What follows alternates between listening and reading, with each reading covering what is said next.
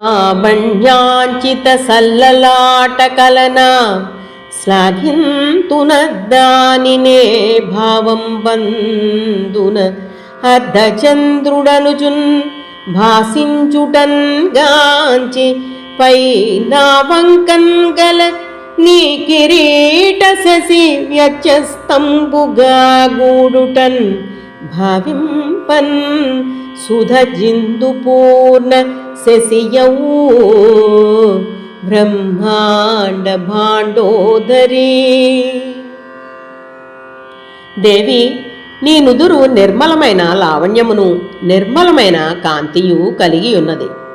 దీనికి గల లావణ్యాన్ని కాంతిని బట్టి చూస్తే బ్రహ్మ ఒకే చంద్రబింబాన్ని 2 ఖండములుగా చేసి ఆ రెంటిలో క్రింది ఖండాన్ని నీ కిరీటములో చంద్రశకలముగాను పై ఖండాన్ని కిరీటములోని చంద్రఖండానికి ఎదురుగా దిశలో నీ నుదురుగాను అమర్చినాడని ఊహించుచున్నాను. ఎందుకనగా ఈ రెంటిలో పైఖండాన్ని క్రిందికి కానీ క్రింది ఖండాన్ని పైకి కానీ జరిపి ఈ 2 ముక్కల 4 కొనలలో రెంటేసి ఒక్కొక్క చోట కలిసేటట్లు ఆ మృతపు వెన్నెలతో అతికితే పున్నమినాటి చంద్రుడు అవుతాడు. అనగా నీ లలాటము పున్నమినాటి చంద్రుని వలె ప్రకాశించుచున్నది. భువన భయహర వ్యసన కన్బొమలు నీవి మరుని విల్త్రాడులాగెడి కరణి నొప్ప పిడికిటను పట్టియున్నట్లు వింటి త్రాడు మధ్య కనరాని మరువిల్లు మదిని తోచు. ఓ ఉమాదేవి, లోకముల యొక్క భయాన్ని పోగొట్టుటయందు ఆసక్తి గల తల్లి, నా కంటికి నీ కనుబొమలు మన్మధుని ధనస్సు వలె అగుపించుచున్నాయి.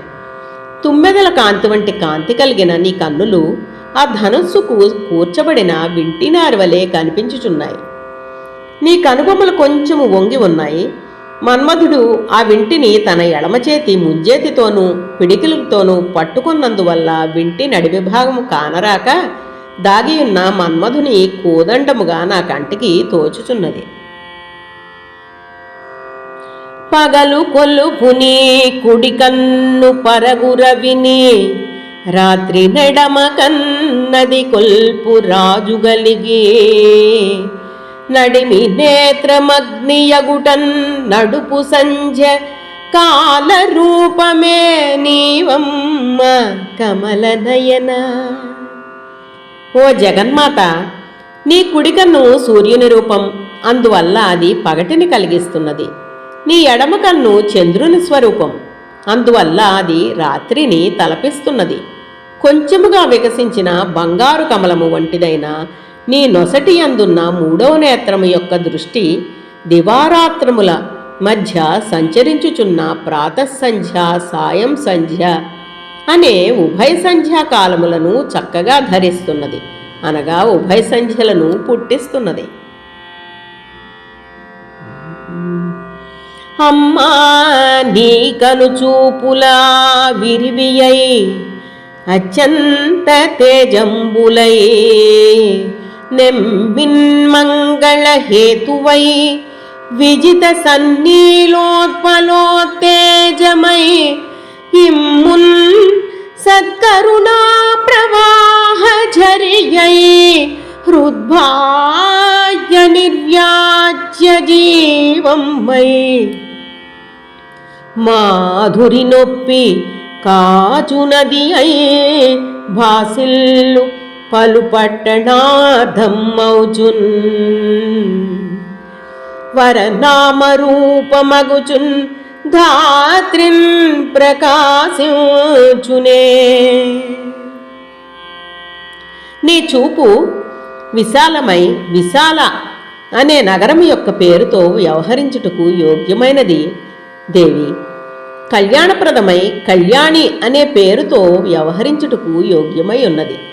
చక్కని కాంతి కలిగి నల్ల కలువల చేత ఎదుర్కొనబడుటకు వీలు కానిదై నల్ల కలువలను మించిన నేత్ర సౌందర్యం కలదై అయోధ్యానగరము పేరుతో వ్యవహరించుటకు యోగ్యమై ఉన్నది. కృపామృతధారలకు ఆధారమై ధారానగరము పేరుతో వ్యవహరించేదానికి తగినదై ఉన్నది. అవ్యక్త మధురమై మధురా నగరము అని పేరుతో పిలువబడుటకు తగినదై ఉన్నది.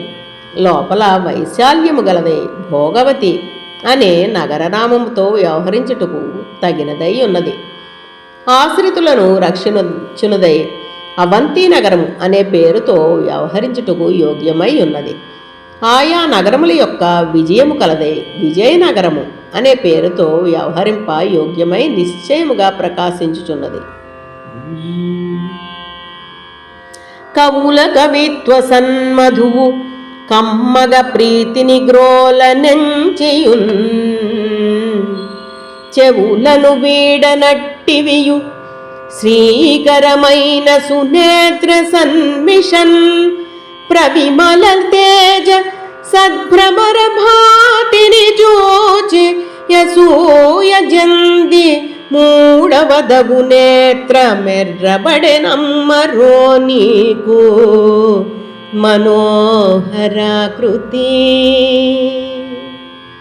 దేవి, కవీశ్వరులు రసవత్తరముగా రచించిన రచనలు అనే మకరందమును ఆస్వాదించుటయందు ప్రీతి కలిగినట్టియు అందుచే చెవుల జంటను విడవనట్టివియు నవరసములను ఆస్వాదించుటయందు మిక్కిలి ఆసక్తి కలిగినట్టివియు అయినా నీ కడగంటి చూపులు అనే మిషతో ఉన్న తుమ్మెదల జంటను చూచి అసూయ చేతను ఏమో నీ పాలనేత్రము కొంచెము ఎర్రబారినది.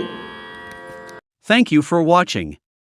Don't forget to subscribe, like, share, and comment.